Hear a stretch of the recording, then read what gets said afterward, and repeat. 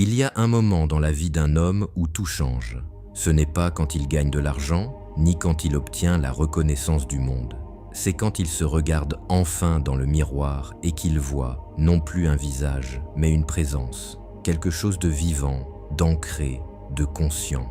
C'est ce jour-là qu'il commence à devenir cet homme rare, celui que les femmes ne veulent pas perdre, non pas parce qu'il joue un rôle, mais parce qu'il incarne quelque chose de vrai.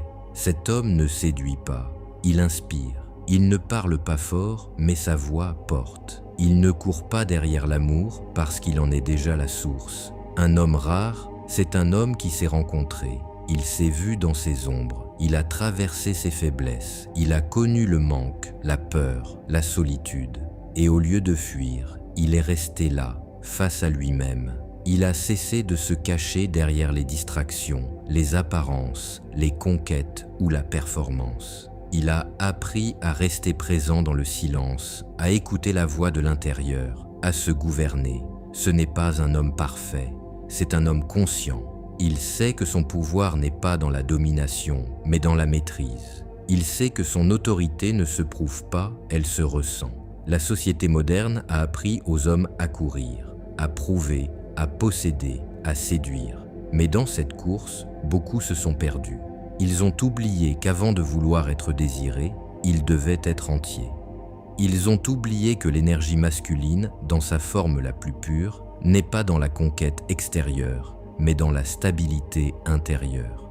L'homme rare n'est pas celui qui accumule, c'est celui qui rayonne sans rien avoir à montrer. Son charisme ne vient pas d'un costume ou d'un titre, il vient d'un calme intérieur. Et ce calme, il le forge dans la discipline, la présence, la direction.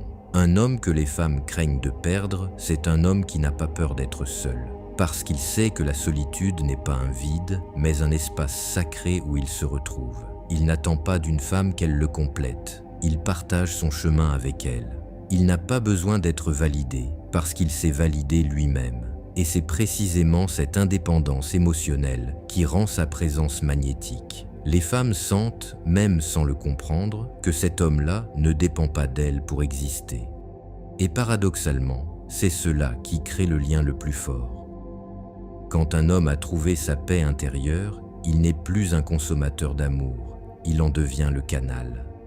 Il n'aime pas pour combler, il aime pour élever. Il n'entre pas dans une relation pour se perdre, mais pour créer un espace d'expansion. Une femme, face à un tel homme, ne sent pas seulement du désir. Elle ressent une sécurité qu'aucun mot ne peut décrire. Ce n'est pas la sécurité matérielle, mais celle de savoir qu'elle est vue, respectée, comprise. Parce qu'un homme conscient ne regarde pas seulement un corps, il perçoit une âme. Cet homme sait aussi dire non. Il sait mettre des limites, parce qu'il a compris que la bonté sans cadre devient faiblesse et que la fermeté sans compassion devient dureté. Il navigue entre les deux, dans cet équilibre subtil qui fait de lui un pilier, pas une pierre froide. Un homme rare, c'est un homme qui ne fuit pas les émotions, mais qui ne s'y noie pas non plus. Il les accueille, les traverse, les comprend. Et c'est cette maîtrise émotionnelle qui lui donne cette aura tranquille, cette assurance que rien ne peut feindre. La discipline intérieure dont il fait preuve n'est pas une prison, c'est une liberté. C'est ce qui lui permet de dire « je choisis ». Choisir quand tout le monde cède. Choisir de rester droit quand le monde plie. Choisir d'agir selon ses valeurs et non selon ses impulsions. C'est cette discipline qui le rend stable, prévisible dans le meilleur sens du terme. Un homme sur qui l'on peut compter.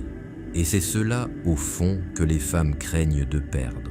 Pas seulement un homme fort, mais un homme fiable, constant, cohérent. L'homme rare ne cherche pas à contrôler.